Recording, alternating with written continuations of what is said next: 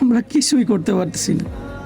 আমরা শুধু ঘরে বসে আল্লাহর কাছে দোয়া ছাড়া আর কিছুই করতে পারতেছি। ফিলিস্তিনের একটা একটা ভিডিও আমার সামনে আসতেছে আর আমার মন ছিদ্র হয়ে ছিঁড়ে যেতেছে। আল্লাহ, তুমি তো সর্বশক্তিমান, তুমি তো জানো আমাদের মনের খবর, আমাদের ফিলিংসটা, আমরা কি করতে চাইতেছি সেটা তো তুমি জানো।